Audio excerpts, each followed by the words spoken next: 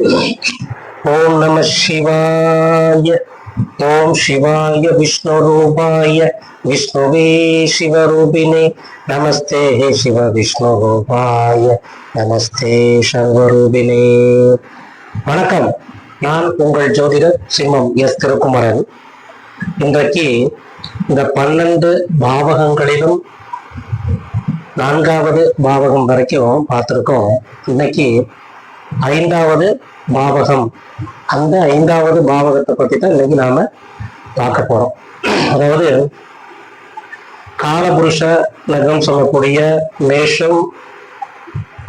மேஷத்துக்கு பார்க்கலாம், இல்ல கடகத்துக்கு பார்க்கலாம், சிம்மத்துக்கு பார்க்கலாம், விருச்சிகம், அதுபோல மகரம், கும்பம், எந்த ராசிக்கு வேணாலும் நம்ம பார்க்கலாம். இப்போ நம்ம இந்த விருச்சிக ராசியில இருந்து தான் நம்ம பார்த்துட்டு இருக்கிறதுனால இந்த விருச்சிக ராசியில இருந்து நம்ம தொடர்ந்து அதை பார்க்கலாம். எப்படின்னு கேட்டீங்கன்னாக்க, இந்த விருச்சிக ராசின்னு சொல்லக்கூடிய காலபுருஷனுக்கு 8ஆம் இடத்துல ஒரு விருச்சிக ராசிக்காரர் இருக்கு, விருச்சிக லக்னக்காரர் இருக்கு, விருச்சிக ராசி விருச்சிக லக்னக்காரர் இருக்கு. அதாவது லக்னத்தை பேஸ் பண்ணிட்டு நம்ம எல்லா பாவகங்களையும் பார்த்துட்டு வர்றோம். அதுல இந்த விருச்சிக லக்னத்துக்கு 5ஆம் பாவகம் என்று சொல்லக்கூடிய இந்த மீன ராசி. அப்போ இந்த 5ஆம் பாவகம் என்று சொல்லக்கூடியது என்ன அப்படிங்கிறத பார்த்தோம் அப்படின்னாக்க, இந்த 5ஆம் இடம் தான் வந்து பார்த்தீங்கன்னாக்க பூர்வீகம், அதாவது பாட்டனார், பூர்வீகம், புத்திரஸ்தானம் என்று சொல்லக்கூடியது இந்த 5வது பாவகம். அப்போ இந்த 5வது பாவகம் அப்படின்னு நம்ம பார்த்தோம்னாக்க, அதாவது நம்ம பூர்வீக சொத்து சம்பந்தப்பட்ட விஷயங்கள் எல்லாமே இந்த 5ஆம் பாவகத்தை வைத்து நம்ம எடுத்து பார்த்துடலாம். பாட்டனார் சம்பந்தப்பட்ட விஷயங்கள் அங்கே அந்த 5வது பாவகத்துல இருக்கும். அதுபோல பார்த்தீங்கன்னாக்க, புத்திரர்கள் உடைய ஸ்தானம், அந்த ஸ்தானம், காதல் சம்பந்தப்பட்ட விஷயங்கள், மனதிற்குள் இருக்கக்கூடிய அந்த விஷயங்கள் எல்லாத்தையுமே நாம இந்த 5ஆம் பாவகத்துல நம்ம பார்த்துடலாம். அப்போ இந்த 5வது பாவகம் என்று சொல்லக்கூடிய மீனராசி, அதாவது லக்னத்துக்கு, விருச்சிக லக்னத்துக்கு 5ஆம் இடம் சொல்லக்கூடிய இந்த மீனராசி, மீனராசிக்கு மேசம் என்பது பார்த்தீங்கன்னா தனஸ்தானமாக அங்கே அது வந்துவிடும். அதுபோல பார்த்தீங்கன்னாக்க, இந்த தனஸ்தானம் சொல்லக்கூடிய, அதாவது இந்த விருச்சிக லக்னக்காரர்களுக்கு 5ஆம் இடம் சொல்லக்கூடிய இந்த மீனராசிக்கு இந்த மேசம் வந்து பார்த்தீங்கன்னாக்க, அதாவது இந்த லக்னத்துக்கு இது பகைஸ்தானம். இந்த பகைஸ்தானத்துக்கு வந்து பாத்தீங்கன்னாக்க இந்த இடம் வந்து விரயஸ்தானமாக இங்கே வந்துவிடும்.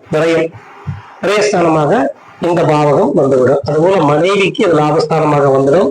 8ஆம் இடம் சொல்லக்கூடிய இந்த லக்னக்காரர்களுக்கு 8ஆம் இடம் சொல்லக்கூடிய லாபஸ்தானத்து, அதாவது விருச்சிக லக்னக்காரர்களுக்கு 8ஆம் இடம் சொல்லக்கூடிய இந்த வீட்டிற்கு, இந்த மீன வீடு வந்து பாத்தீங்கன்னாக்க கர்மஸ்தானமாக வந்துவிடும். அப்போ கர்மஸ்தானமாக அங்கே வரும்போது தொழில் சம்பந்தப்பட்ட விஷயங்கள் எல்லாமே இந்த வீட்டுக்கு கர்மஸ்தானமாக இங்கே வந்துவிடும். இந்த வீட்டுக்கு ஆயுள் ஸ்தானம், இந்த ஆயுள் ஸ்தானத்திற்கு பார்த்தீங்கன்னாக்க இந்த வீடு வந்து பார்த்தீங்கன்னாக்க கர்மஸ்தானமாக வந்துடும். அதுபோல பாக்கியஸ்தானம் சொல்லக்கூடிய, தந்தை பாக்கியஸ்தானம் சொல்லக்கூடிய இந்த வீட்டிற்கு, இந்த 9வது வீட்டிற்கு இந்த வீடு 9வது வீடாக வந்துடும், பாக்கியஸ்தானமாக இந்த வீடு வந்துடும். அதுபோல இந்த விருச்சிக லக்னக்காரர்களுக்கு 10ஆம் வீடுன்னு சொல்லக்கூடிய கர்மஸ்தானம் சொல்லக்கூடிய இந்த வீட்டிற்கு, தொழில் ஸ்தானம் சொல்லக்கூடிய இந்த வீட்டிற்கு இந்த வீடு பார்த்தீங்கன்னாக்க 8ஆம் வீடாக வந்துவிடும். 8ஆம் வீடு என்பது பார்த்தீங்கன்னாக்க குழப்பங்கள் நிறைந்த, தடுமாற்றம் நிறைந்த, பங்கம் பண்ணக்கூடிய இடமாக இந்த 8ஆம் வீடு வந்துடும். அதுபோல பார்த்தீங்கன்னாக்க, இந்த விருச்சிக லக்னக்காரர்களுக்கு லாபஸ்தானம் சொல்லக்கூடிய இந்த 11வது வீடு, இந்த 11வது வீடுன்னு சொன்னோம்னாக்க மூத்த சகோதர ஸ்தானம். இந்த மூத்த சகோதரர்களுக்கு மனைவி ஸ்தானமாக இங்கே வந்துவிடும், மூத்த சகோதரர்களின் மனைவி. அப்போ அன்னியார் சொல்லக்கூடிய, அன்னி மதுரை அப்படின்னு சொல்லக்கூடியவர்களுடைய லக்னமாக இந்த 5வது பாவகம் வந்துவிடும். அதுபோல சித்தப்பாமார்களுடைய, நம்ம சின்னம்மான்னு சொல்லக்கூடிய அந்த அவர்களுடைய லக்னமாகவும் இந்த 5வது பாவகம் இங்கே வந்துவிடும். அப்படி நம்ம பார்த்துட்டே வரலாம். அதுபோல பார்த்தீங்கன்னாக்க, விருச்சிக லக்னக்காரர்களுக்கு விரயஸ்தானம் சொல்லக்கூடிய இந்த 12வது வீட்டிற்கு இந்த வீடு வந்து பார்த்தீங்கன்னாக்கா 6வது வீடாக வந்துவிடும். இந்த 6வது வீடாக வரும்போது அந்த வீட்டிற்கு எப்படிப்பட்ட பிரச்சனைகள் எல்லாம் அங்கே அந்த விரயத்திற்கு அது பகையாக அங்கே அது வந்துவிடும். அதுபோல பார்த்தீங்கன்னா லக்னத்திற்கு 5ஆம் இடம் வேண்டும், 2ஆம் இடத்துக்கு தாயார் சுகஸ்தானமாக இந்த வீடு, குடும்பத்திற்கு இந்த வீடு தாயார் சுகஸ்தானமாக இங்கே வந்துவிடும். அதுபோல பாத்தீங்கன்னாக்க வெற்றி சம்பந்தப்பட்ட விஷயங்களுக்கு பிரச்சனை லக்னக்காரர் வந்து வெற்றி சம்பந்தப்பட்ட வீடுகளுக்கு இந்த வீடு வெற்றியாகவே இந்த வீடு அமைந்துவிடும். அதுபோல பாத்தீங்கன்னாக்கா தாயாருக்கு இந்த வீடு தனஸ்தானமாக பிள்ளைகள் ஸ்தானமாக இங்கே வந்துவிடும். பிள்ளைகளுக்கு இது விரயஸ்தானமாக வந்துடும். அதாவது பிள்ளைகள் என்று சொல்லக்கூடியவர்கள் இந்த விருச்சிக லக்னக்காரர்களுக்கு பிள்ளைகள் என்று சொல்லக்கூடியவர்களுக்கு இந்த தாயார் வந்து அதாவது தாயார் இந்த விருச்சிக லக்னக்காரர்களுக்கு தாயார் சுகஸ்தானம் சொல்லக்கூடிய இடத்திற்கு வந்து பாத்தீங்கன்னாக்க இந்த 5ஆம் பாவகம் விரயஸ்தானமாக வர்றதுனால இவர்களுடைய பேச்சை கேட்காமல் நேராக இந்த 3ஆம் இடம் வெற்றி ஸ்தானம் சொல்லக்கூடிய 5ஆம் இடத்திற்கு 3ஆம் இடம் வெற்றி ஸ்தானம் சொல்லக்கூடிய இந்த விருச்சிக லக்னக்காரர்களுக்கு இந்த 7ஆம் வீடு மனைவி ஸ்தானமுடைய பேச்சை தாய்க்கு பின் தாரம் சொல்லக்கூடியவர். அதாவது இந்த லக்னக்காரர்கள் இந்த பேச்சை கேட்காம இங்கே 7ஆவது தாய்க்கு பின் தாரம் சொல்லக்கூடிய அவர்களுடைய பேச்சை கேட்டு நடப்பார்கள்.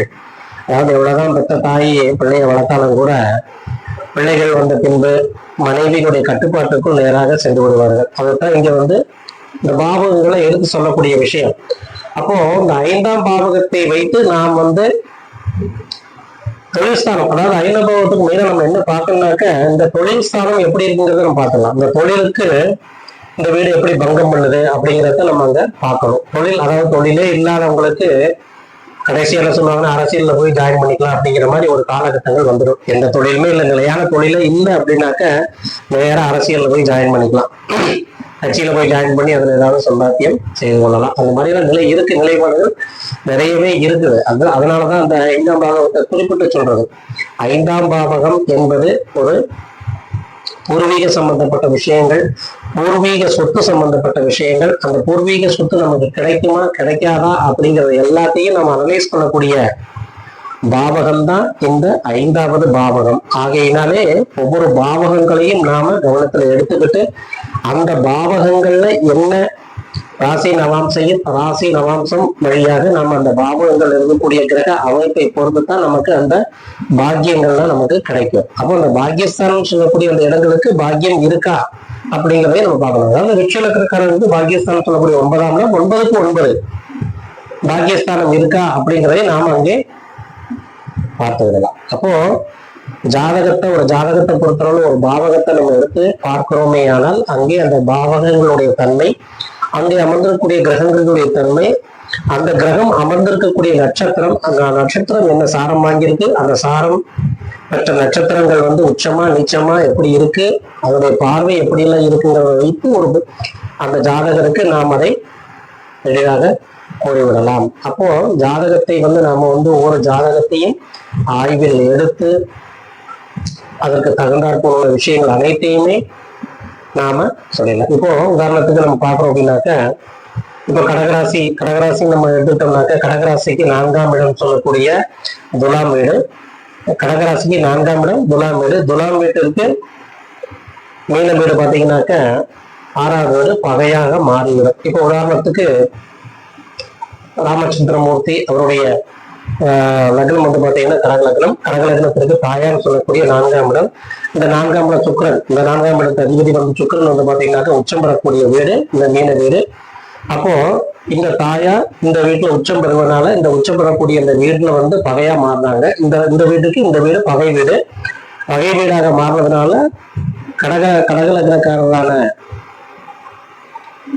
ஸ்ரீராமர் வனவாசம் சொல்றாரு, காட்டிற்கு வனவாசம் செல்லக்கூடிய அந்த சூழல்கள் ஏற்படுது. இப்படி ஒவ்வொரு லக்னத்தையும் ஆராய்ந்து பார்க்கும்போது அங்கே குறிப்பிட்ட விஷயங்கள்லாம் இருக்கும். அதையெல்லாம் ஆய்வுல எடுத்துதான் நம்ம வந்து ஒருத்தருக்கு பலாபலன்கள் கூற வேண்டும். இப்போ சப்ஸ்கிரைபர் அனைவர்களுக்கும் பார்த்தீங்கன்னாக்க இந்த மாதிரி விஷயங்கள்லாம் ஜாதகங்கள்ல இருக்கு. உங்களுடைய ஜாதகங்களை நீங்கள் ஆய்வு செய்து அந்த ஜாதகங்களுக்கு தக்க பரிகாரங்களையும் செய்து வியூவர்ஸ் அனைவருமே சப்ஸ்கிரைபர் அனைவருமே வந்து இது போன்ற விஷயங்களை தெரிந்து உங்களுடைய ஜாதகங்களை ஹாரஸ்கோப்புகளை நீங்கள் வாட்ஸ்அப் மூலமா அனுப்பிச்சு நீங்க தெரிந்து கொள்ளலாம். வாட்ஸ்அப் நம்பர் வந்து டிஸ்கிரிப்ஷன் கொடுத்துருக்கேன், உங்களுடைய வீடியோவில் கீழே நம்பர் கொடுத்துருக்குறேன். அந்த நம்பருக்கு நீங்க உங்களுடைய வாட்ஸ்அப்ல நீங்க சென்ட் பண்ணி வாட்ஸ்அப்ல நீங்க உங்களுடைய ஹாரஸ்கோப்பை சென்ட் பண்ணி நீங்கள் ஆய்வு செய்து உங்களுடைய ஜாதகங்களையும் பரிகாரங்கள் இருப்பின் சிறு பரிகாரங்களை செய்து வாழ்வில் முன்னேற எல்லாம் பிரார்த்தித்து நன்றி கூறி நான் உங்கள் ஜோதிட சிம்மம் மிஸ் குமரன். நன்றி, வணக்கம், வாழ்க வளர்த்தது.